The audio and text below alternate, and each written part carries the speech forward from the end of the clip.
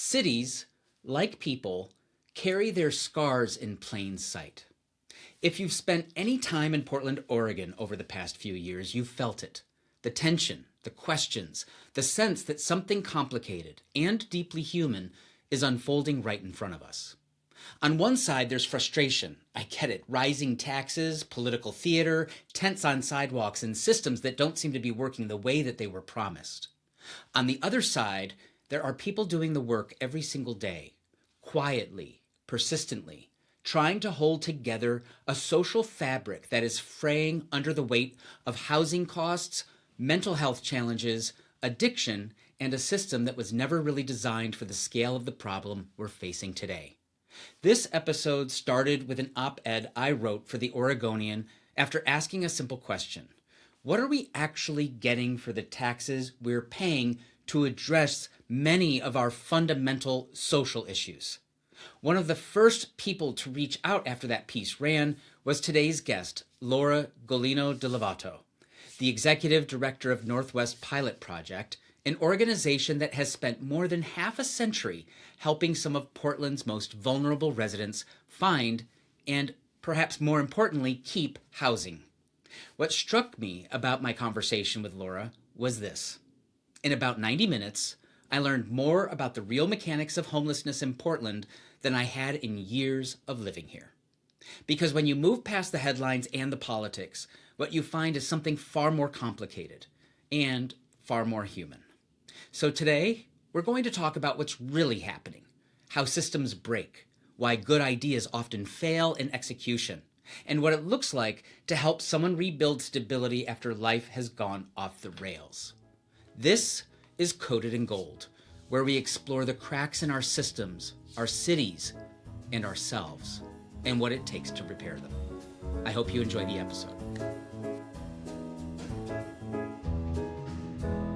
I wrote an op-ed for The Oregonian that they published on a Sunday in August. And I had been having these conversations with one of my good friends, one of my good friends happens to be ChatGPT. So it happened to be ChatGPT in this instance. Wait, he's my friend too, or she, Okay, or totally. they.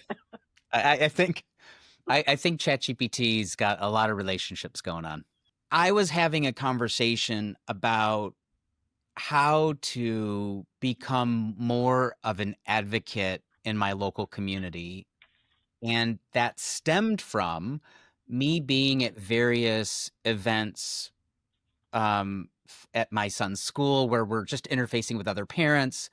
And, invariably, someone would make a comment about like how high taxes are in Portland and wah, wah, wah, wah, wah, wah, right? And I was one of them. I was absolutely one of them. And another parent literally looked at me once and was like, I'm really sick and tired of people, complaining about the tax burden in Portland. And I was like, okay, fair. And I respectfully shut my mouth and moved on from, that conversation. But it stuck with me.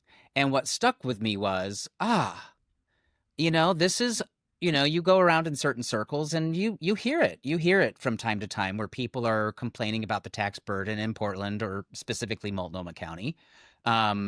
And really wondering, what are we getting? What are we getting for it? Right. And this is, clearly not something new. I think most taxpayers in many places in America think the same thing. It's acute for us because we live here, right? So we live in Portland and Multnomah County, or the Tri-County kind of Metro area. Metro, what we like to call it. Yeah. Which I'm still learning. It's been just one big learning journey. And I was reading, probably in my Apple News feed, that there was this task force report on how certain, certain programs having a lot of money sitting in them, that were taxpayer passed measures that were funding them, and kind of a reporting out of where they all stand. And I was reading it and I was like, that my heart started beating faster. I think my brain probably shot some cortisol into my, into my being. Yeah. Yeah, and I was like, okay, I think this is the thing. And so I stayed up late, several nights and like cranked out this piece that the Oregonian ran. And I laid out 5 different things that need to happen. And I think some of those things, one of the really big things was like just transparency. It would be really nice, to just know what's actually happening. It would also be, and that was like the really biggest, one of the biggest takeaways. What's also interesting there is you reached out to me. You were one of the very first people who read the op-ed, reached out, wanted to connect. And I wanted to have you on this show because I learned more in 90 minutes with you than I have living in Portland since 2017, having conversations, with friends and folks around the city and county. So thank you for that. That's Oh. crazy. That's crazy, and I love it. So welcome to the show. What I would love to, get us grounded in, as we're kicking off this episode is your origin story with Portland. Like, what brought you to Portland? Mm. How'd you get here? How did we? Well, um, it's been a northern journey for me. Every 10 years, I move a little bit further north. I actually grew up in Southern California. And at the end of 7th grade, my dad got a job in Boston. So we moved from Southern California to Boston, stayed there for, of course, high school, college, graduate school, did some work there, and then moved back to California. So we took a little road trip north, and we went, came to Oregon, and then we went up to Tacoma and Olympia, and went to Portland and Eugene, and down the Ashland area. And we really liked Portland because of the size, wasn't too big, wasn't too small. So we sold our house and moved up here in 2007. And I immediately, started looking for a job, got a job at Oregon Food Bank. My experience at Oregon Food Bank allowed me to travel all over the state to the different regional food banks throughout the state and get a real sense of just how rural the rest of Oregon is. And in Eastern Oregon, just how far everything is from everything else, and how much the economy in the rest of Oregon relies on farming, ranching, lumber, all of the things that are sort of constructive to our society. Mm. And also how that creates a lot of differences of opinion about what's needed and where we invest. The through line with all of that in that experience at the food bank was that hunger is hunger, no matter if you're in Ontario, Oregon, or in Grants Pass, or Sure. in Multnomah Village. And so that was a really interesting experience for me. And then I was very fortunate to get the executive director position here at Northwest Pilot Project. And that has been just amazing because of the work that we do with our older adult community who have challenges in finding rental housing. What inspired you to enter the nonprofit as like a sector? My birth family, my parents and siblings, were not really philanthropically oriented or community assistance oriented. Philanthropy and annual giving and, going to serve meals at a soup kitchen, those were not part of my growing up experience. And yet it was always something that I wanted to do. And I love a challenge, and nonprofits are nothing if not challenging. You've got a massive vision that you want to meet. You've got, the implementation of all the work to achieve that vision. I got into it after college, interestingly, at MIT, where I worked in the fundraising department doing research for the president and the vice president of the university who Wow. would go out and make visits to businesses to solicit contributions. Fantastic. So now, as executive director at Northwest Pilot Project, which is not a young nonprofit by any stretch of the imagination, it's been around for a while. No. So tell Yep, us a little bit about 56 Northwest years. Pilot Project. Yeah, yeah. Well, 56 years ago, our Wow. founder, Peter Paulson, who was a minister in Portland, he decided that he needed to help people who were discharged from the hospital into either homelessness, and this is 1969, 1970, Wow. um, or they weren't able to get home, or once they got home, they weren't able to take care of themselves. And these were people of all ages. And he really felt that need to get volunteers together to give rides, to help find apartments, which was a lot easier then than it is now, to help bring food to people as they recovered, to do some visiting with people. And he quickly identified that seniors were the most vulnerable when being left on their own to take care of themselves. Sure. And he set the stage for Pilot Project to focus on older adults, people over age 55, and to help them be safe and stable in housing.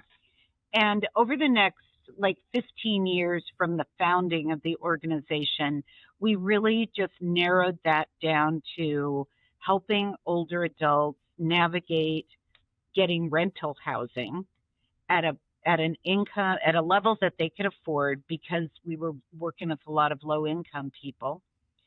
And it was also the time that Portland was starting to get popular as a place to live. Mm, So the old, hotels that we refer to now as single room occupancy hotels, but they were the hotels you would rent by the week, pretty cheap, you know, a room, shared bathroom in the hallway, no kitchen, very common for people who didn't have a lot of money. And they started disappearing. They started getting converted into condominiums, or the buildings torn down to be built with newer buildings. And by the mid 80s, I'd say mid to late 80s, Pilot Project was really in deep in its advocacy around building preservation, because what they had seen was an escalation of the number of very cheap and inexpensive rental units that were being lost through development. And so my predecessor and one of my former colleagues, who both of them worked here for more than 30 years doing this work, they advocated heavily with the city of Portland to get the city to promise to replace every lost low income rental unit with another low income rental unit.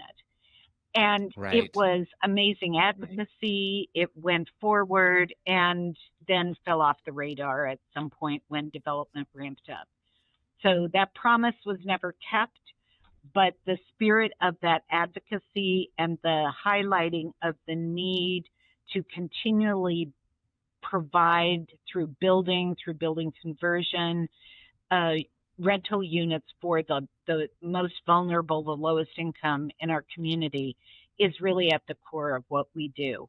And now we find ourselves in a place where we are working with more and more older adults experiencing homelessness, and more older adults who are at risk of losing their housing because they're living on a fixed income and the rent keeps going up.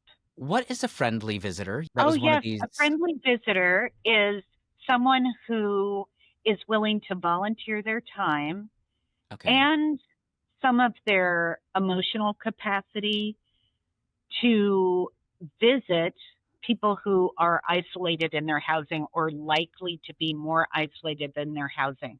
People who are older, retired, um, people who are disabled, whether they're older or not. So they might have Mm, mobility issues that make it challenging for them to get out and about. Some people with behavioral health issues, um, and maybe a stay-at-home mom who doesn't have a big circle of friends. And the idea is that you volunteer your time, and through a structured program, you go and visit, 4 to 10 people every week or every 2 weeks. That's awesome. And I also, I can't remember where I saw this, but um, I believe that the recidivism rate for um,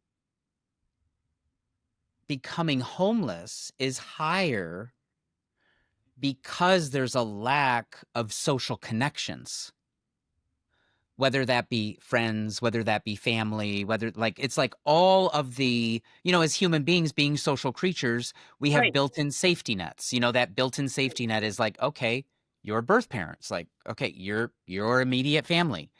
right, And then maybe siblings. And if that doesn't exist, okay, so maybe you were in the foster care program, but you still had like right. some social Hmm. connections around you. And if you, and my husband and I talk about this a lot, but America is not a great place for your life to go off the rails because And there's really no depth. There's nothing to really save you at the end. Like you're going to basically drop through all the way down into some pretty unwelcoming spaces, right?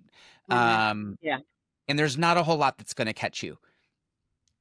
And so, well, yeah. So what I had read was, folks that find themselves repeatedly out on the streets are those that really lack those social connections and those social bonds. And so, like this, friendly visitor program, seems like one that was like aimed at having those social connections in some way and delivered um, in a repeatable, like in a way that you can actually deliver it as a service. right, right. Regular and Right. ongoing. Yeah, Sure. yeah. And, the other thing for people who have experienced homelessness or who are experiencing homelessness, if they are setting up, setting up their tents or a small campsite with a couple other people, Hmm. and they're there in that spot for a while, that is their community. And what happens often is when that community is disrupted with either a sweep of their their tents, or they get placed in housing but in different buildings, their Wow. community that they had is now d- gone, Yeah, and it's they have been to start completely disrupted all again. over. Right, they have to start all over building a community in a new place. And many of the folks that we work with, um, but many people who've had that experience of having lost their sort of made community, and we're saying to them, "Oh, look, but you have an apartment and you have a case manager," and they're like, "Yeah, but my friends are in 3 different buildings around town."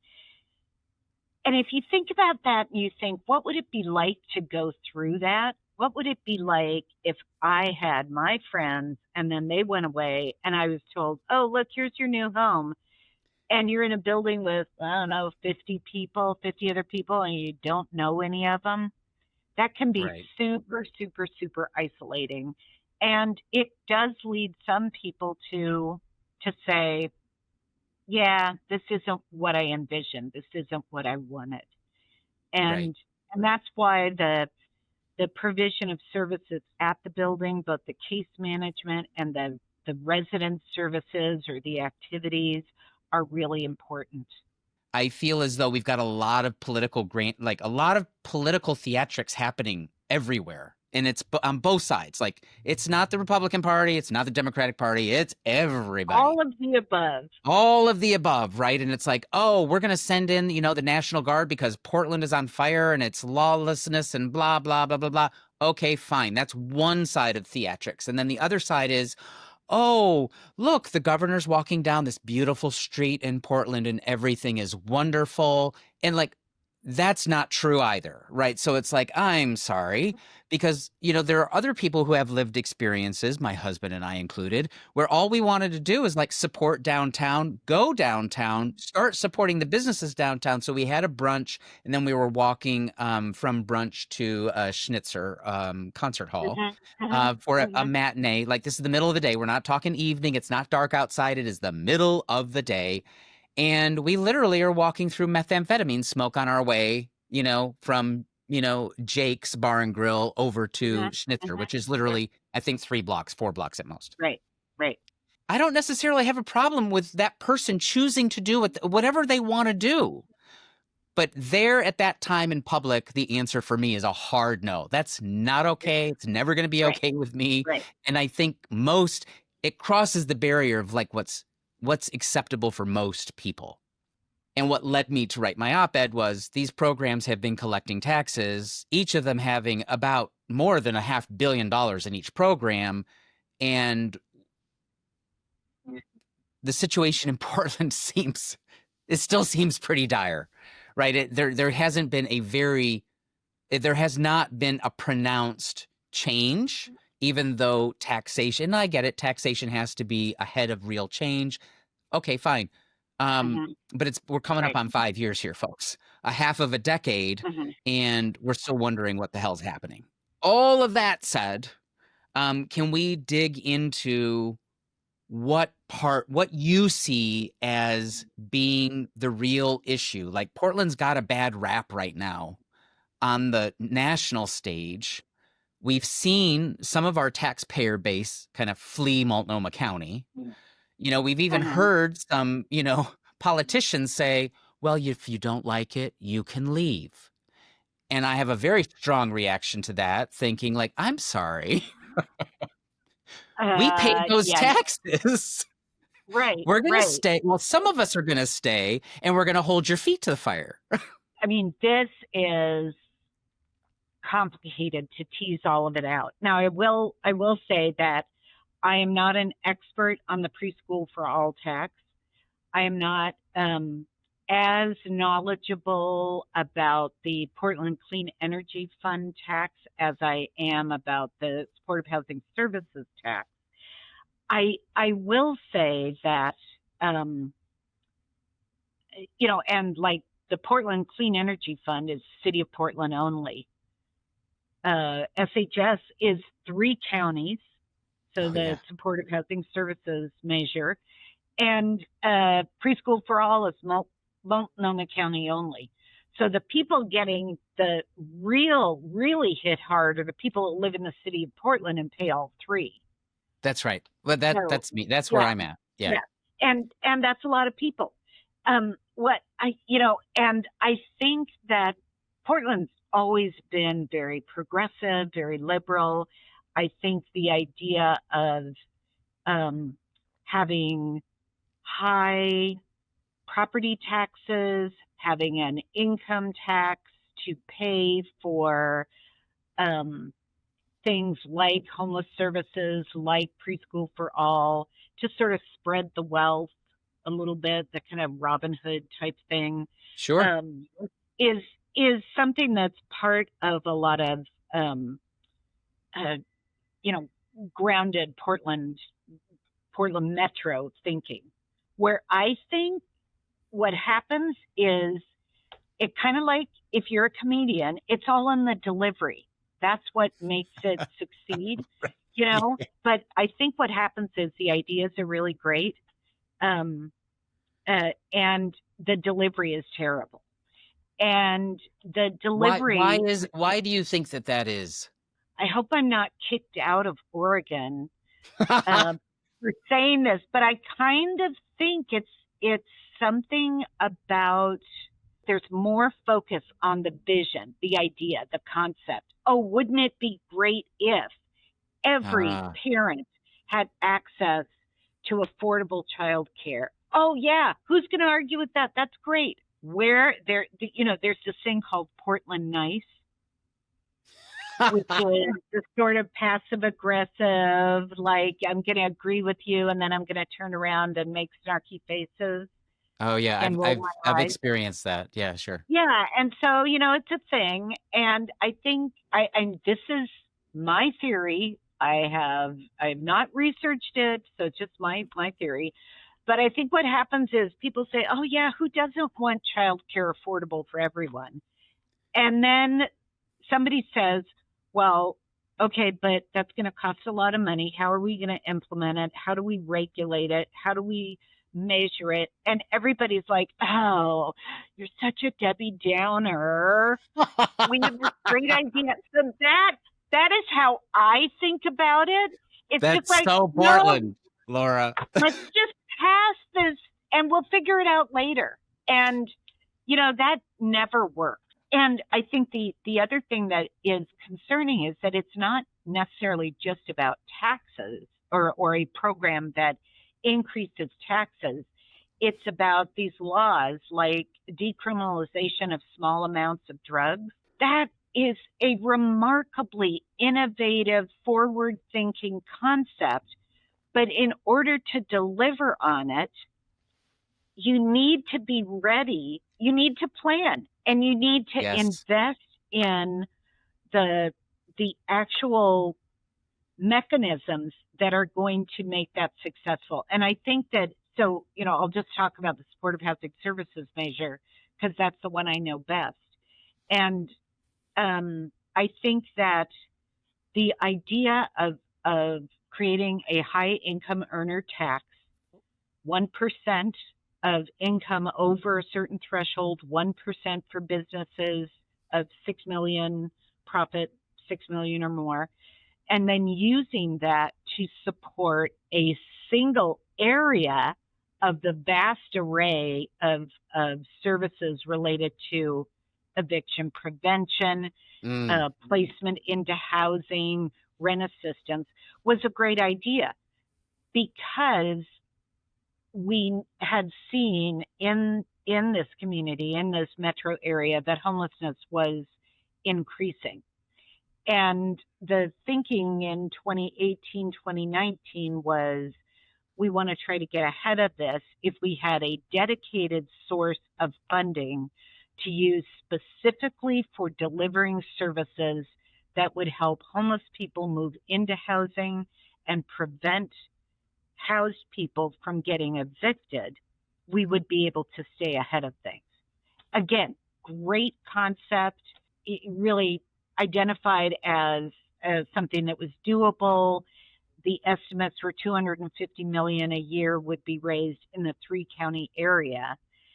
And again, sounded really good. When it came down to implementation, it it did not succeed as the way that I think all of us envisioned.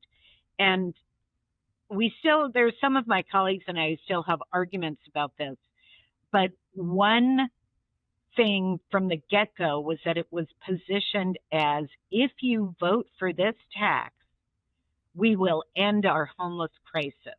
Oh yeah. And yeah, This is absolutely politics at its finest. Yeah. right, right. And anybody who's read any history going back to the Romans, I mean, Right. homelessness has been a part of human civilization forever. It's just, it's just there. Um, and so this a set of expectations were created that that everyone in the community would benefit from our high income earner community members paying this tax because it would end homelessness. And the reality was that should have been broadcast was homelessness. We're seeing that homelessness is increasing. We can get ahead of it and try to manage it better if we had this dedicated source of funding. And at the same time that was happening, new affordable housing was being built through bonds passed in the city of Portland and in the metro area. So it made sense to say, we've got bond dollars to build affordable housing. Let's create this other income stream to provide the services to the people who will move in. Right. And I think what and it's interesting to think back to watching all of this unfold. The people who do the work, like my staff, like the staff at many of the other organizations who are doing outreach on the streets, who are serving meals to people who are hungry and low income, people who are helping someone navigate a rental application and they have low literacy skills or they just don't do well with applications. Sure. Helping someone who is on supplemental security insurance, about $981 a month, try to figure out how they're going to find an apartment that they can afford when the average apartment studio is like $1,400 a month. And so all of the people who do that work are the ones who really know, because their clients have told them what they want. They want housing. They want to be safe. But they can't get past the rental application screening. They don't have money. They have a criminal conviction. They don't know how to be a good neighbor. The complexities are numerous. And what we generally call the service providers weren't really brought into the whole planning process until late in the game. And the counties in each of the 3 counties in the metro area, Clackamas, Washington, and Multnomah, the counties control the money. And they control how the money is spent, what the priorities are, how that money gets to which service provider for what use. So it gets taxed together by one level of government. Yep. And then it's given to the counties, and then they decide whatever the hell they want to do with that.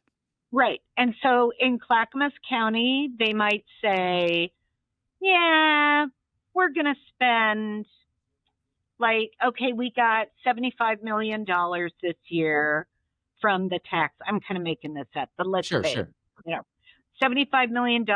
We're going to save $50 million for a rainy day, and we're going to use $25 million to open a couple new homeless shelters and give people bus tickets. Okay, well, you've got 5 county commissioners who are making that decision in consultation with some of their staff at the counties, and minimal consultation with service providers. And that's, I think, again, that's my opinion, is that it's a little bit like saying, well, David, I think that you should, get all new plumbing in your house. And while I'm not a plumber, I'd be happy to tell you how to do it. And so why would you do that? I mean, that's. And what's it sounds a little insane too for a county government to say, oh, we're going to set aside, a huge portion of money for a rainy day fund, when it's like, okay, well, at what is the threshold to release funds? When does it become actually a rainy day? Well, and those are the kinds of operational details that weren't really addressed. Now, after the tax measure passed in May of 2020, each county worked on what they called their local implementation plan. Really great idea to basically say, what population are we prioritizing? How are we going to serve that population? Who is going to serve them?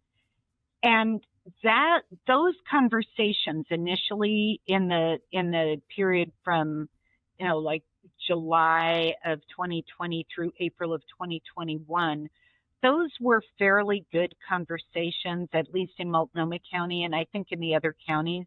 Again, the plans were made, I think, without what I would call sort of the sub-plan or the backup plan, you might say. So what if there's a pandemic?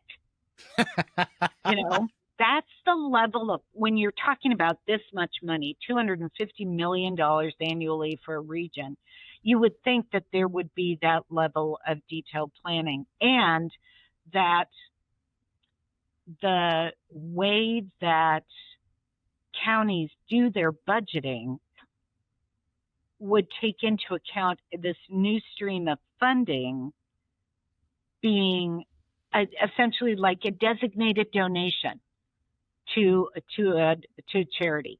So I'm giving you $100,000. You can only use it for providing service to homeless people. Essentially, I think the bottom line is this work is complicated anyway, and having this new giant source of funds without a really good, solid plan that translated into clear KPIs, clear Right. outcomes, and a clear Right. sense of who is being held accountable for what. That's right. So when you go back to the here's metro regional government, they Yep. decide that there's a tax.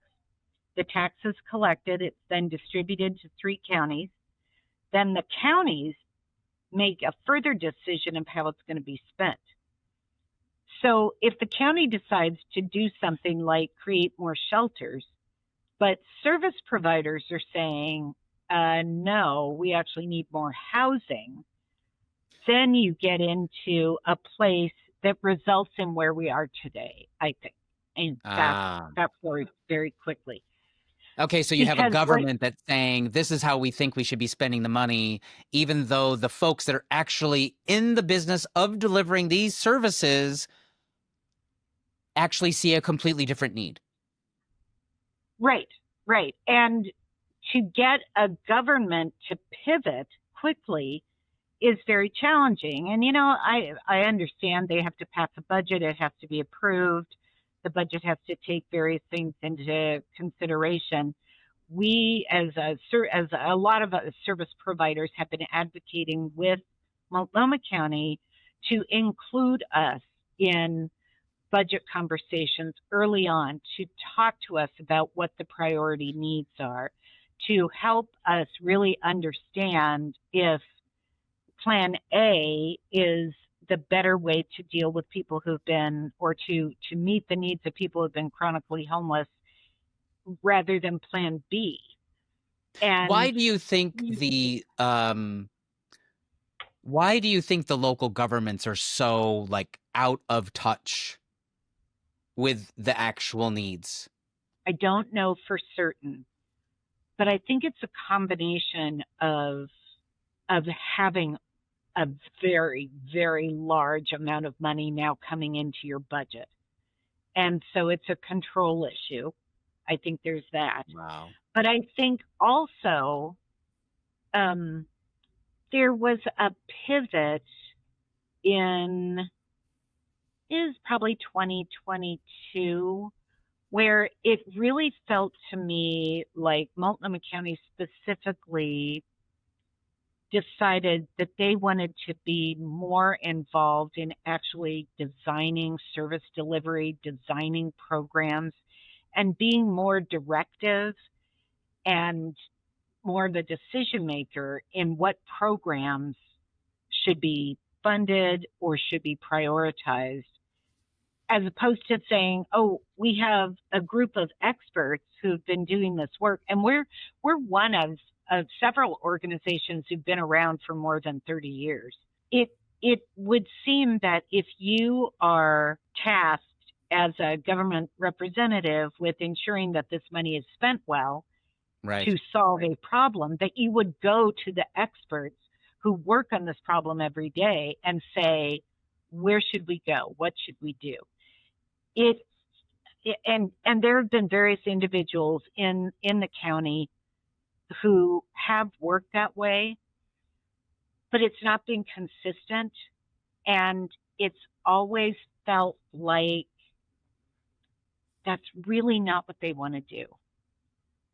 They really don't want to listen. Yeah, and that's really big. And I've shared this with folks from the county, with my colleagues, Um, and it's a really hard thing because I I think the people that we work with at Multnomah County care about the folks experiencing homelessness.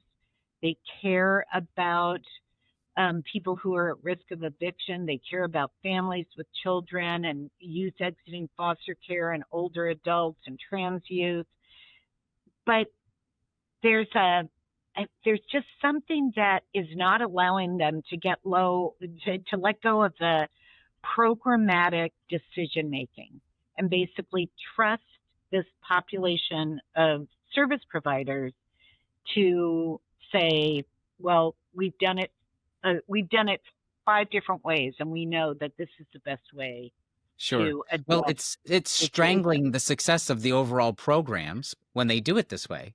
My staff and the staff of many organizations are working day in and day out, one on one, with people who are experiencing high levels of stress, high levels of trauma. You get what is that? The trauma rubs off on you. You Oh, get yeah. compassion fatigue. It is an incredibly challenging job to have, you know, 40 clients, all of whom are low income. They have barriers to housing. They're trying to get into housing or stay in housing. They have unmet behavioral health care needs. The health system isn't yet responding to the healthcare needs of our clients. Sure. And so to distill the situation down to, oh, all these nonprofits are getting all this money in these county contracts, and what are they doing? What do they have to show for it? And that to me is is really a gross simplification of an incredibly complex individual relationship based system that Yes, that also is one where we don't control many of the levers. We don't that's right. control how much the rent goes up.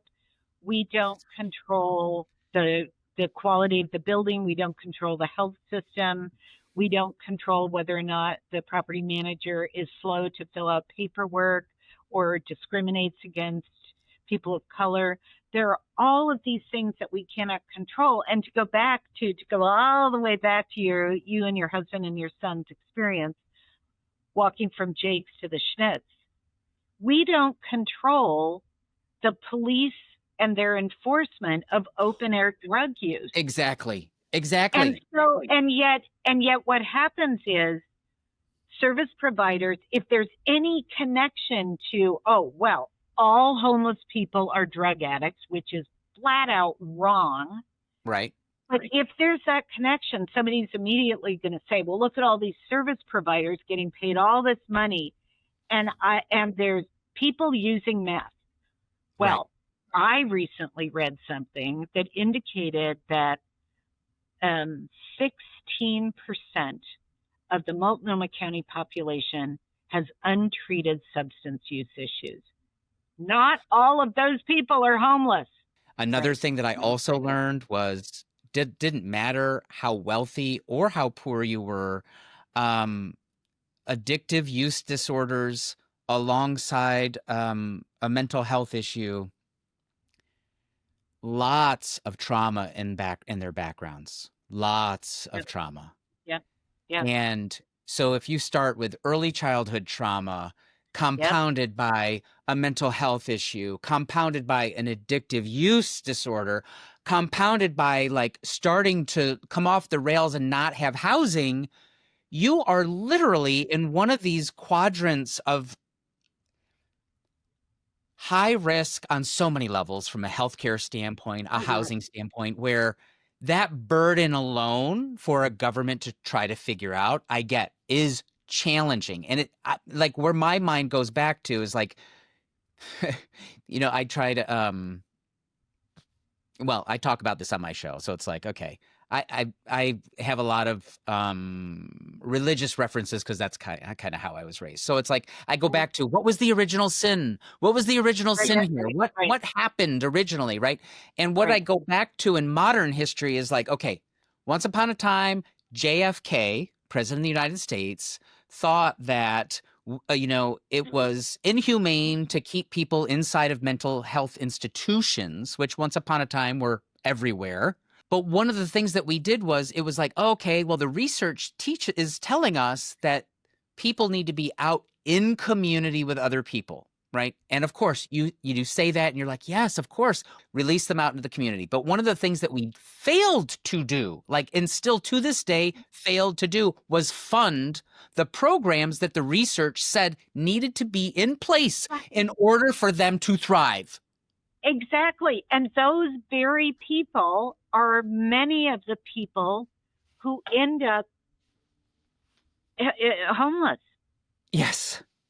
And when they do think about becoming housed, we are still not providing them with the behavioral health services that they need to be stable enough to remember to pay their rent, to know what to do if they have some sort of an episode.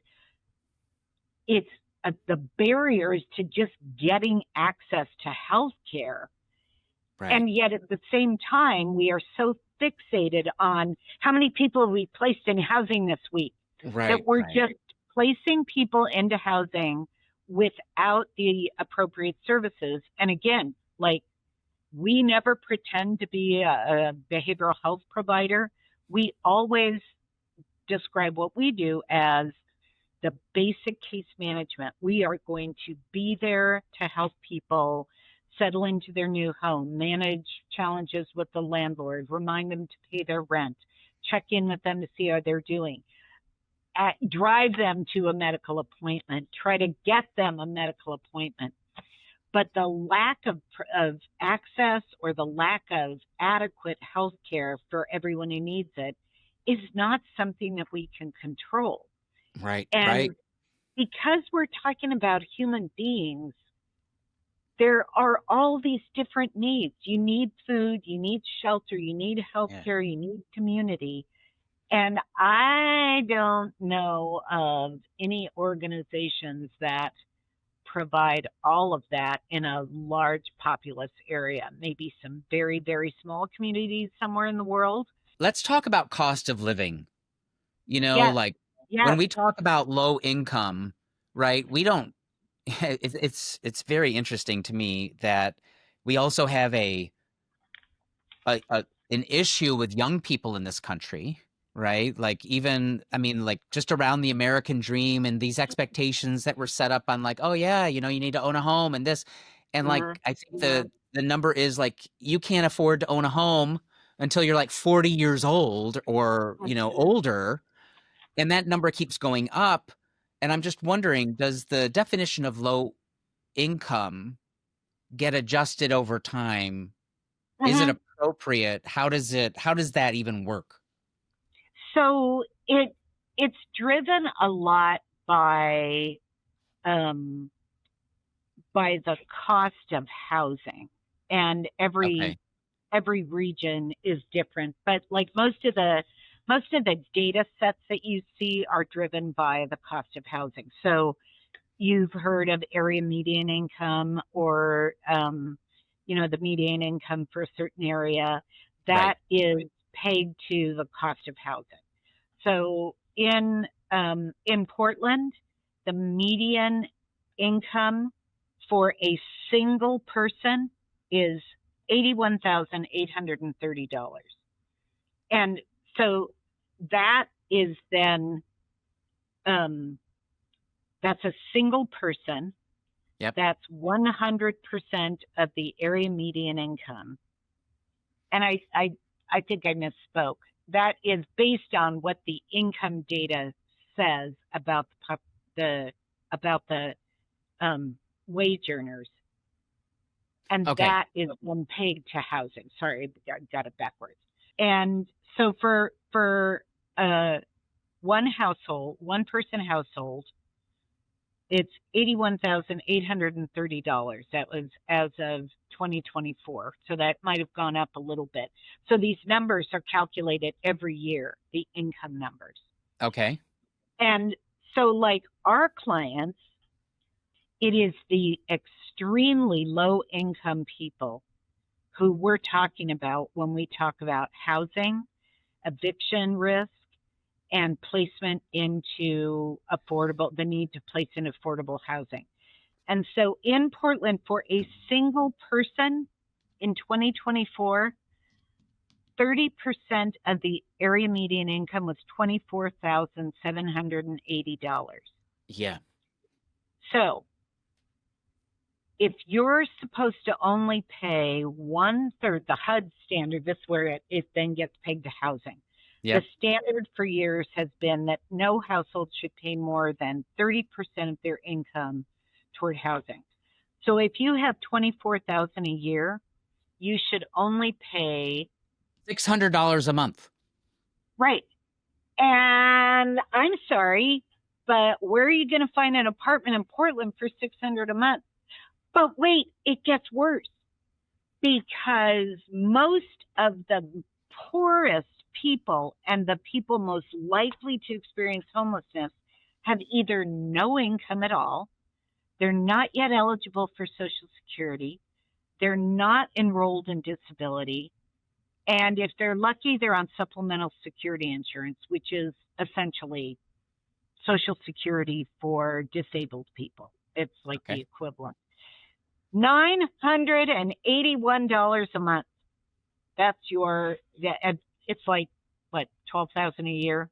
Right. A little bit less. Oh my goodness. So if you get $981 a month in income, that's it. That's your only income. You should be paying like $350 a month in rent. Not going to happen. Now, No. so you've got $981. You can only afford to pay $350. Say you go fill out an application for an apartment, and what happens? You find out that there's an income to rent ratio that you have to qualify. You have to have 3 times the rent in income in order to qualify, or your application will be rejected. So even if you're the best person in the world, you will, in a hot housing market, which is pretty much everywhere in the U.S., you will not get past the application process. But wait, there's more.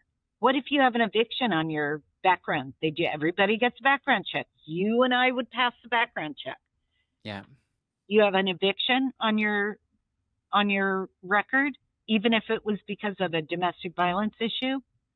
Sorry, rejected.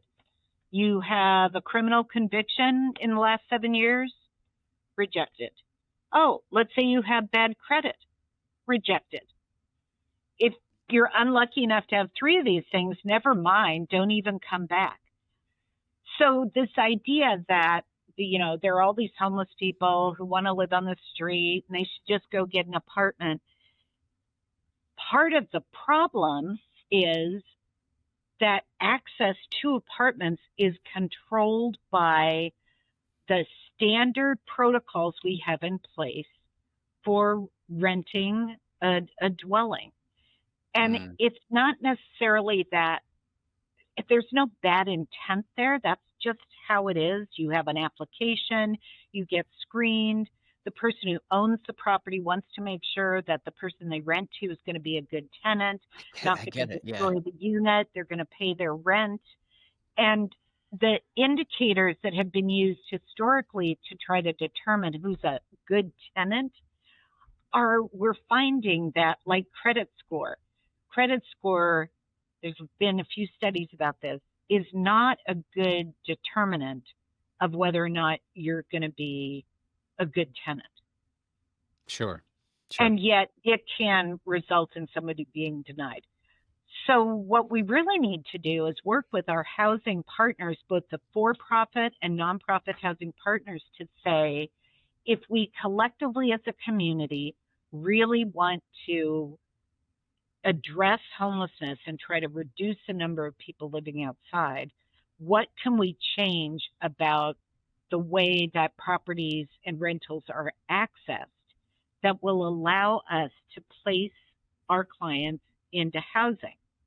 Right. And part of a huge part of what my staff does is working with landlords to say, hey, I've got David here. You rejected his application. I'm just letting you know we're going to do a reasonable accommodation letter to make the case for why his past eviction shouldn't be factored into his application to live at your property. So Wow. we do a letter, a reasonable accommodation letter. We send it to the landlord. We talk to the landlord. We talk to the property manager.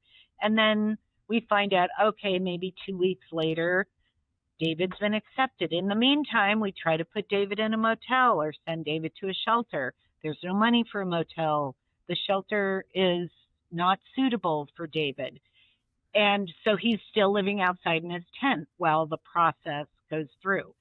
These are things that I think if we could step back and say, I am not the homeless industrial complex and the landlords are not evil. Right, right. We're all trying to work within the structures that we understand, but we need to talk to each other about how we change them. Yes. It's like what you said in your op-ed. I don't want to just move. I'm not Right. moving. And I also don't think we should just throw out these taxes. Let's reform them. And so we have this whole body of work to do with landlord-tenant relationships that has to move from being the effective but inefficient one-off reasonable accommodation letter for every client. So we helped 48 clients move into a new apartment building in Portland, and every single one of them was considered a client with very high barriers to housing. One or more of those things that I mentioned, poor credit, Sure. debt, eviction, criminal conviction. Every the building was set up as a low barrier building. High barrier client, low barrier building, let's make it easy. Every single one of them was rejected from their application. They Right. all had to go through the application process with a reasonable accommodation, despite the fact that it was a low barrier building. That is ridiculous. Agree. That re-traumatized the clients. It really, some people just had a really hard time. It cost us a lot of time. Sure. What I want to know is, where's the leadership to reform the relationship between tenant advocates and service providers Right. and the housing industry? And we're making some headway now because there's been too many situations where, because of another complicated process that is a requirement of funding, that sort of puts us in a position of having to work with someone who is not a good fit for a specific apartment and placing them in that apartment anyway. And then they fail out of that apartment either because of behavioral issues or some Right. other thing. And so, if I was a property owner and I rented multiple times to tenants that did damage to my building, would I want to set a higher bar for valuation? Sure. Yeah. But that's not really the problem. The problem is these people who are failing out of housing, they are not getting the kind of behavioral health care and other needs met in Right. order for them, so we're asking a lawyer to do a plumber's job and then getting mad when the lawyer said, when all the pipes leak. To wrap, I want to thank you Oh, so much for coming on the show. You have been a tremendous resource for me. I want to also give you some time to share with us, if you want, a little bit more on Northwest Pilot Project. yes. Here's where I can people find out what you're doing? Yeah, I would love that. Thank you so much. We have a really robust website, nwpilotproject.org, or just Google Northwest Pilot Project and our website will come up. As I mentioned earlier, we've been around 56 years. Wow. And we are still going strong, and we focus only on people 55 and older who live in Multnomah County. We don't do any means testing. We just end up helping the very lowest income folks. And about 97% of the people that we help are on SSI, so that $981 a Got month. it. So Wow. we are dealing with the lowest income folks. We have built up really good relationships with the city of Portland, with Multnomah County, with Home Forward, our housing authority, with Metro Regional Government. We continue to be outspoken, but honest and open and respectful, because you catch more flies with honey than you do with vinegar. For sure. So Yeah. yeah, and we feel like it's really allowed us to bring forth a lot of issues. The whole referral process into housing, the lack of good coordination between housing and the health systems, the need for landlord tenant reforms.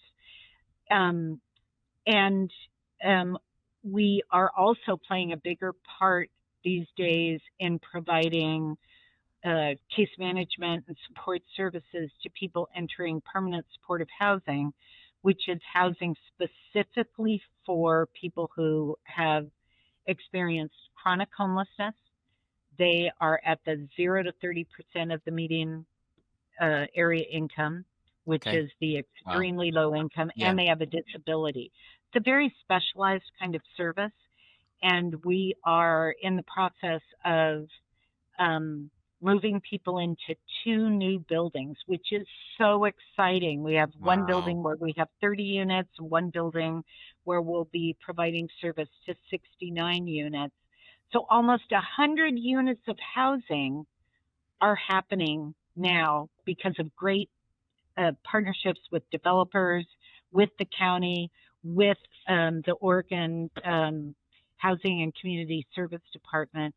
And I highlight that because there always is a bright spot, and every single time we move one person into housing, that's a success.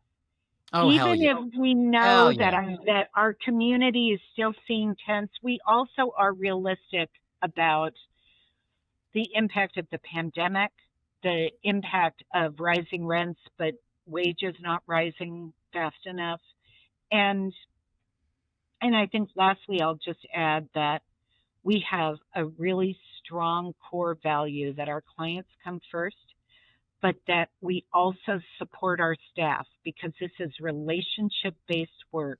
And without our direct service staff, nothing would happen. Thank you so much for pointing out the bright spots. I know Yeah. it's certainly easy for me to like start like, oh, all this stuff is, Oh, wrong, totally. wrong, wrong, wrong. It's got my Right. attention, right? Like I'm going to do something about it because I refuse to be that person that just like complains about something and then Right. does Right. nothing. Exactly. Exactly. Yeah. Yeah. You and me both. But Yeah. yeah, but there are bright spots, and one of those bright spots is, you and Yeah. your team's And work. So thank you. oh, thank you. Thank you for listening to Coded in Gold. If you enjoyed this episode, please like, comment, and subscribe. It helps us grow this community and keep these conversations going. You can find all links to follow the podcast and connect with our guests in the show notes. Thanks for tuning in, and take good care.